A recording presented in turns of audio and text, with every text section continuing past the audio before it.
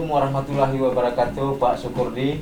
Yus, waalaikumsalam warahmatullahi wabarakatuh. Gimana kabarnya Pak Sri? Kabar baik. Waduh, sehat Pak Sri kan? Sehat. Udah lama tidak berjumpa, Pak ya. Ya, kita sudah lama. Jadi kita bersyukur kepada Allah diberikan Kesehatan. keberkatan umur, kita dapat bisa ketemu lagi, Pak ya. Iya, iya. Nah, benar, jadi Pak. saya bertanya nih Pak Sukurdi selaku Sekretaris Komando Garuda Sakti Kabupaten Aceh Tengah ya Pak. Benar. Nah, ini adanya dugaan tindak pidana korupsi SD Negeri Pektif Aceh Tengah. Tolong diperjelas Pak. Oh ya, jadi gini Pak Sri. Jadi kan kita ini kan warga Aceh Tengah kan, apalagi kita posisi sebagai lembaga menjadi sosial kontrol terhadap masyarakat.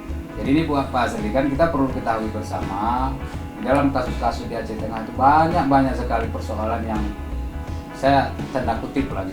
Jadi perlu kita salah satunya yang perlu kita perjelas di hari ini. Maka kita ingin hari ini juga ingin menjelaskan sebenarnya apa sebenarnya yang terjadi di Aceh Tengah. Itu salah satunya itu kalau menurut analisa kita. Benernya sih kalau menurut kita benar, tapi ini masih dugaan. Saya berani mengatakan itu SD Negeri Fiktif. Kenapa? Jadi hasil yang itu kan ada di tahun 2014 itu pematangan lahan pembangunan SD Negeri Paya Ilang. Ya. Kalau SD-nya pasti sudah ada dong, udah negeri, kapan dinegerikan, kita kan harus tahu. Nah ada juga anggaran itu di tahun 2014 itu menelan biaya 1,4 M itu lumayan besar itu dana negara. Ditambah dengan di tahun 2015 tuh Pak Sri.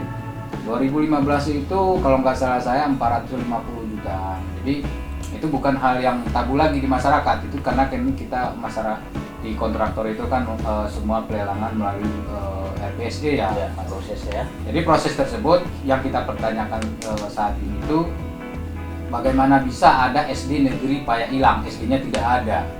Cuman kita jadi tanda tanya. SD Negeri Paya Ilang yang mereka sebutkan itu SD yang dekat dengan sekolah di lahan itu, jadi berbeda objek. Ada di dekat penimbunan lahan itu SD. Tapi SD itu bukan SD Negeri Paya Ilang, tapi oleh Dinas Pendidikan Aceh Tengah mengatakan itu SD Negeri Paya Ilang. Jadi kita kan tanda tanya, kita selaku sosial kontrol terhadap penyelenggara negara, kita merupakan sebagai mengontrol ini kan betul-betul kita perhatikan benar nggak sih anggaran ini dipergunakan sesuai dengan penempatan. Nah persoalan ini kan yang menjadi rancunya kan seperti itu. Jadi pematangan lahan ini kita sebenarnya pada intinya tidak membahas pematangan lahan. Jadi kita ini yang berbicara mengenai SD-nya. Kenapa kita bilang SD-nya? SD-nya ini loh Pak Asri, kalau kita bayangkan saja kalau satu aja gurunya 3 juta gajinya, gaji guru loh 3 juta aja. Kalau ada 10 guru berarti 30 juta per bulan. Kalau 1 tahun 360 juta. Satu periode gimana? 5 tahun ya, satu Kali periode 5 iya tahun ya. gitu. Jadi kita bayangin itu berapa itu posisinya. Jadi kita perlu tahu posisinya kalau 5 tahun itu berapa. Nah, belum lagi dana BOS, belum lagi dana pembangunan, belum lagi gaji guru per 3 bulannya, triwulan itu. Jadi mana? Dulu pernah kita mencoba untuk mengungkap suatu kasus di SD Negeri Paya Ilang. Cuman yang dipermasalahkan kita lihat dari kepolisian dengan Kejaksaan Aceh Tengah ini posisinya yang kita lihat. Ini tanahnya yang dibahas kan sangat miris. Kontraktor loh yang jadi korban sama mantan kepala dinas Nasarudin juga namanya. Jadi itu konsultan juga. Ya kita dari hati nurani miris. Kenapa saya bilang mengatakan kalau tanahnya itu yang pelaksana itu tidak salah? Kenapa? Karena tanah di sana hasil investigasi dan hasil temuan dari Kejaksaan menyatakan, Asri, ini perlu kita ketahui hasil dari sondir tanah, katanya kurang tanahnya. Sebenarnya bagi saya enggak. Kenapa? Lokasi yang ditimbun ini tanahnya itu berpaya bagian bawah. Jadi setiap yang ditimbun apabila dibebani di atasnya, maka tanah itu akan turun, di bawahnya itu akan melebar, maka tanah akan terjadi kekurangan. Maka dalam hal ini sebenarnya rekanan itu adalah sebagai korban. Kecuali kita buatnya dipakai mal gitu ke bawah. Jadi seperti itu Pak Asri.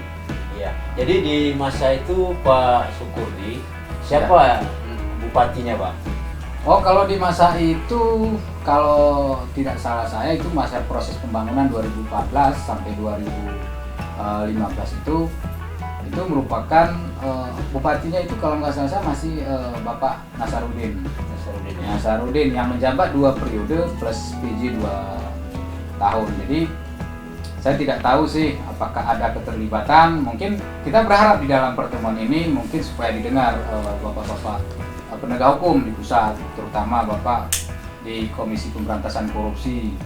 Jadi ini perlu ditindaklanjuti, mohon petunjuk bagi kami. Mohon bimbingan juga kepada kami kalau memang kami salah. Kami juga perlu menyampaikan apa yang seharusnya kami sampaikan. Jadi hati nurani yang berbicara. Bukan lain-lainnya, tapi hati nurani kami untuk menyelamatkan bangsa ini, menyelamatkan uang negara ini. Seperti itulah Pak Azri, menyelamatkan uang negara. Jadi mohonlah kepada aparat penegak hukum, terutama di KPK, mohon hadirlah ke Kabupaten Aceh Tengah. Coba, kami ingin dari pusat hadir. Saya coba beberapa kali membuat pelaporan terhadap beberapa hal ini. Salah satu nanti, ada yang lain nanti sesi selanjutnya kita akan jelaskan gitu Pak Azri. Jadi ini Pak, yang kepala dinas ini yang bernama Pak Nasruddin juga ya? Ya, benar. Dia sebagai kepala dinas di Kejar Aceh Tengah ya? Ya, dia jadi kalau saya menganalisa sih aneh nih, tapi mohon nanti di pihak penegak hukum mungkin di tingkat pusat, saya berharap tingkat pusat bisa hadir di tingkat kabupaten ini. Kenapa? Saya melihat agak-agak inilah hukum nih. Jadi sebenarnya gini Pak, sedikit Pak Syukur. Sebenarnya pembangunan SD ini kan harus tahu dong. Ya, benar. Bupati harus setuju. Benar, ya. benar. Dikejar harus setuju. DPR juga harus DPR setuju. harus setuju juga ya kan. Legislatif, yudikatif itu harus Setuju ya Pak ya. Tetapi ini yang dikorbankan hanya kontraktor dengan kepala dinas. Kita mau tahu ini SD-nya ada benar nggak? Barangkali mungkin nggak tahu, bupatinya nggak tahu Pak. Iya, tapi kan nggak mungkin. Adanya suatu pembangunan ini berdasarkan dari permohonan dari bupati kepada DPR. DPR akan melakukan pengesahan. Nah, setelah desakan ini artinya barulah ada anggaran untuk sidang proses lah Pak ya. Ya, berarti kan daftar itu diajukan oleh sang bupati. Nanti ditempatkan di leading sektor masing-masing. Nah, dikejar.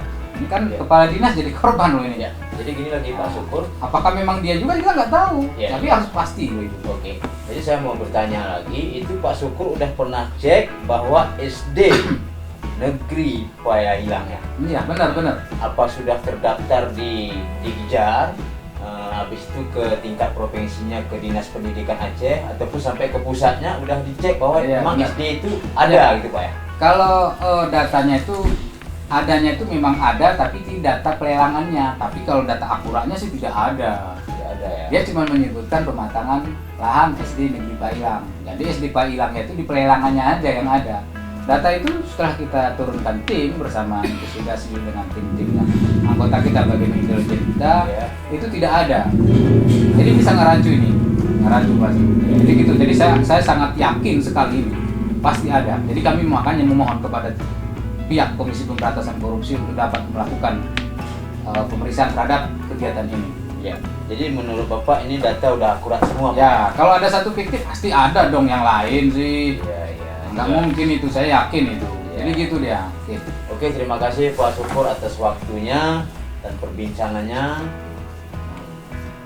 Saya harap ini kan dapat dipertanggungjawabkan Pak. Siap. Supaya artinya kita kan jangan lagi ibarat meludahi langit Pak. Benar. Nah, begitu kita ludah langit, muka kita yang kena gitu loh Pak. Jadi gini nih Pak Sri. Ya. Jadi apapun yang kita lakukan ini, kita berharap pihak Komisi Pemberantasan Korupsi itu benar-benar turun ke tingkat Kabupaten Aceh Tengah. Ya.